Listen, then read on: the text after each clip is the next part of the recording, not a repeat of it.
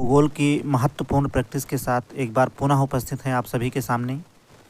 और यह practice set super TET, UP TET, C TET, इसके अलावा अगर आप यूपी पुलिस की तैयारी कर रहे हैं या फिर बिहार या स्टेट की तैयारी आप कर रहे हैं तो उन सभी के लिए यह प्रैक्टिस जो है बहुत ही महत्वपूर्ण है।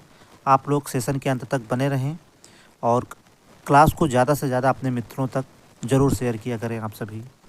और देखिए, आप लोग प्रत्येक प्रश्न का उत्तर जो है कमेंट में करते चलेंगे।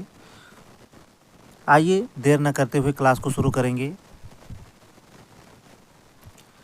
पहला प्रश्न देखिए, कह रहा है कि इंडियन स्टैंडर्ड टाइम और ग्रीनविच मीन टाइम में अंतर है। आपको बताना है कि भारत का जो मानक समय है वह ग्रीनविच मानक समय से जो है कितना घंटा आगे है। ऑप्शन ए में दिया है 5 घंटा 10 मिनट, बी ऑप्शन में दिया है 5 घंटा 30 मिनट, सी ऑप्शन में दिया है 5 घंटा 20 मिनट और डी ऑप्शन में दिया है 5 घंटा 40 मिनट। उत्तर आप लोग देखिए करते चलेंगे। तो देखिए, भारत का जो मानक समय है वह ग्रीनविच मानक समय से जो है 5 घंटा 30 मिनट आगे है। बी राइट आंसर होगा यहाँ पर। दूसरे प्रश्न पर चलेंगे। लक्षद्वीप जो है कहाँ स्थित है? पहले ऑप्शन में दिया है कच्छ की खाड़ी में, बी ऑप्शन में दिया है मन्नार की खाड़ी में, सी ऑप्शन में दिया है बंगाल की खाड़ी में और डी में दिया है अरब सागर में। उत्तर करेंगे आप सभी। देखिए, यहाँ बंगाल की खाड़ी है और देखिए इधर जो है अरब सागर है और यहीं पर देखिए आपका लक्षद्वीप है। तो लक्षद्वीप पूछा है कहाँ स्थित है, तो आपका राइट आंसर होगा ऑप्शन डी, यहाँ पर अरब सागर में। डी राइट आंसर होगा।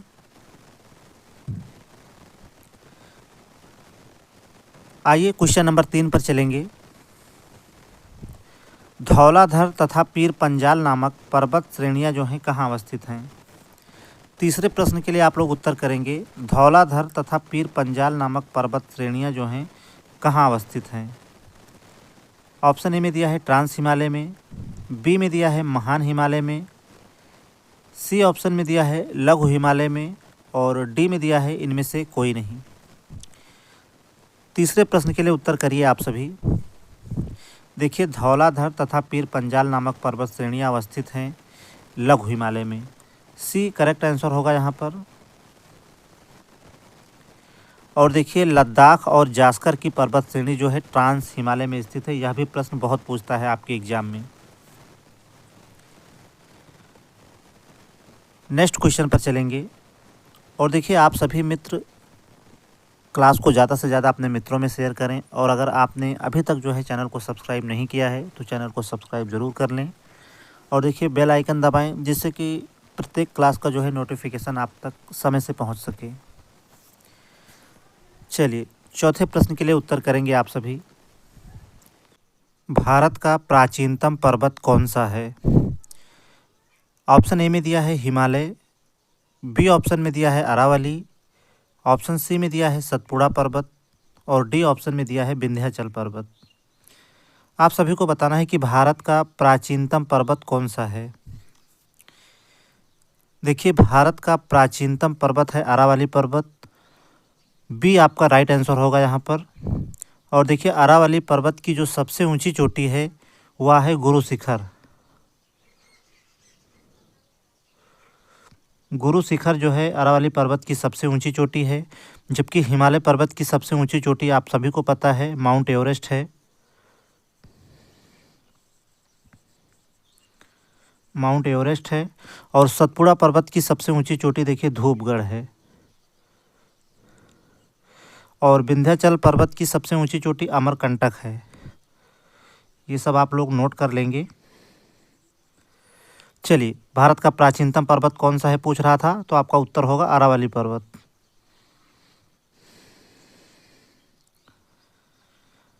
अगले क्वेश्चन पर चलेंगे।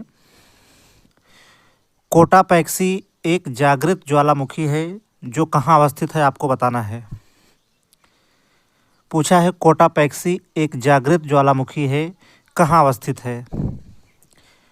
उत्तरी अमेरिका में, बेल्जियम में, जापान में या फिर इक्वाडोर में?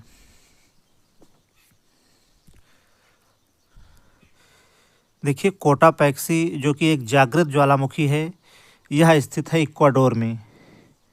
डी राइट आंसर होगा। और देखिए इक्वाडोर कहाँ पर पड़ता है, तो देखिए यह जो है दक्षिणी अमेरिका में पड़ता है। और दक्षिणी अमेरिका में एक पर्वतमाला है, एंडीज पर्वतमाला, और इसी एंडीज पर्वतमाला पर जो है इक्वाडोर है। और इसी इक्वाडोर पर जो है एक जागृत ज्वालामुखी है जिसका नाम है कोटापैक्सी। चलिए डी आपका राइट आंसर हो जाएगा यहाँ पर। आगे बढ़ेंगे। क्वेश्चन संख्या 6 के लिए आप लोग उत्तर करेंगे। भारत में लवणीय और क्षारीय मृदा को क्या कहा जाता है? भारत में लवणीय और क्षारीय मृदा को क्या कहा जाता है? 4 ऑप्शन आपके सामने हैं, खादर, बांगर, रेगुर या फिर कल्लर। देखिए लवणीय और क्षारीय मृदा को देखिए रेह मृदा भी कहा जाता है, इसे रेह मृदा, और इसके अलावा इसे जो है ऊसर मृदा भी कहा जाता है, ऊसर मृदा, और इसे जो है कल्लर मृदा भी कहा जाता है। डी आपका राइट आंसर होगा यहाँ पर। चलिए भारत में लवणीय और क्षारीय मृदा को कहा जाता है कल्लर।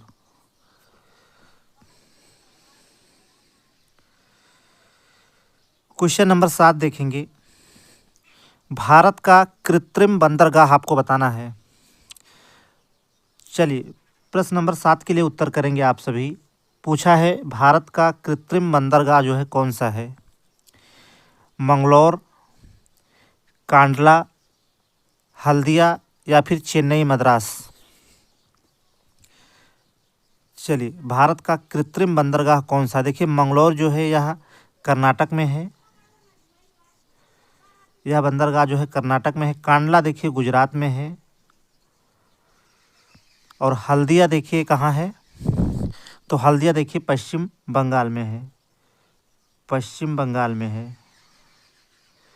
और भारत का कृत्रिम बंदरगाह कौन सा है? तो देखिए भारत का जो कृत्रिम बंदरगाह है वह है Chennai Madras. D right answer होगा।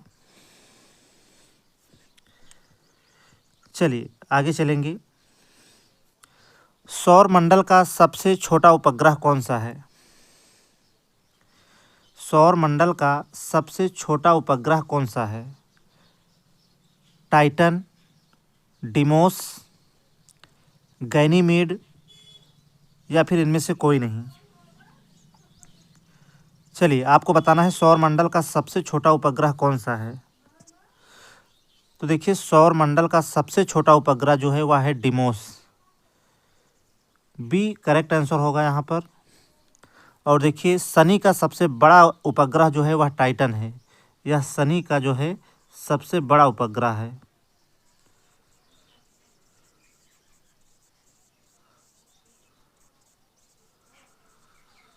शनि का सबसे बड़ा उपग्रह जो है वह टाइटन है। और जो कि बृहस्पति का सबसे बड़ा उपग्रह अगर आपसे पूछे तो गैनीमीड हो जाएगा। यह बृहस्पति का सबसे बड़ा उपग्रह है। चलिए और देखिए सौर मंडल का दूसरा सबसे बड़ा उपग्रह कौन सा है? तो यही टाइटन। सौर मंडल का दूसरा सबसे बड़ा उपग्रह पूछे तो यहाँ उत्तर हो जाएगा टाइटन। जबकि सौर मंडल का सबसे छोटा उपग्रह आपसे पूछा है तो डिमोस उत्तर हो जाएगा। चलिए आगे चलेंगे। गंगा की सहायक नदी कौन सी नहीं है? चलिए प्रश्न नंबर 9 के लिए उत्तर करेंगे आप सभी। गंगा की सहायक नदी कौन सी नहीं है इनमें से? ऑप्शन में देखिए रामगंगा दिया है, यमुना दिया है, रावी नदी दिया है और घाघरा नदी दिया है। चलिए गंगा की सहायक नदी कौन सी नहीं है आपको बताना है।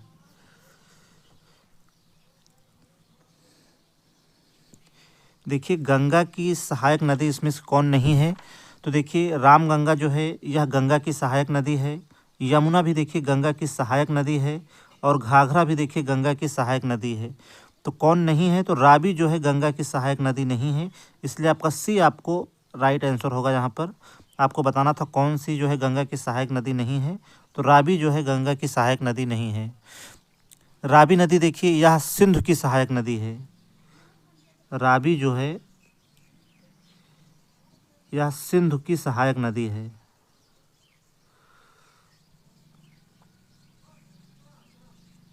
यह सिंधु की सहायक नदी है। जबकि देखिए रावी नदी निकलती है हिमाचल प्रदेश से, कांगड़ा जिले में रोहतांग दर्रे से यह निकलती है और जाके जो है चिनाब नदी में यह जाके जो है मिलती है। चलिए, गंगा की सहायक नदी नहीं है तो रावी आपका उत्तर होगा। 10वें प्रश्न के लिए आप लोग उत्तर करेंगे, पौने हमेशा चलती हैं। चलिए, पौने हमेशा चलती है। ऑप्शन ए में दिया है निम्न वायुदाब से उच्च वायुदाब की ओर, बी में दिया है उच्च वायुदाब से निम्न वायुदाब की ओर, सी में दिया है एक समान वायुदाब क्षेत्र में, और डी में दिया है इनमें से कोई नहीं। देखिए, पौने जो है हमेशा चलती हैं उच्च वायुदाब से निम्न वायुदाब की ओर। बी राइट आंसर होगा यहाँ पर। चलिए, दूसरा ऑप्शन जो है सही हो जाएगा।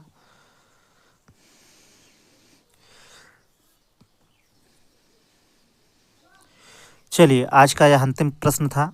सेशन कैसा रहा आप लोग कमेंट में ज़रूर बताएं। और देखिए, प्रश्नों की संख्या निश्चित रूप से बढ़ाई जाएगी, आप लोग अपनी संख्या को भी बढ़ाएं और ज़्यादा से ज़्यादा आप सभी क्लास को शेयर करें अपने दोस्तों में। और जिन मित्रों ने चैनल को अभी तक सब्सक्राइब नहीं किया है, आप सभी चैनल को सब्सक्राइब ज़रूर करें। आज के लिए सिर्फ इतना ही। नमस्कार।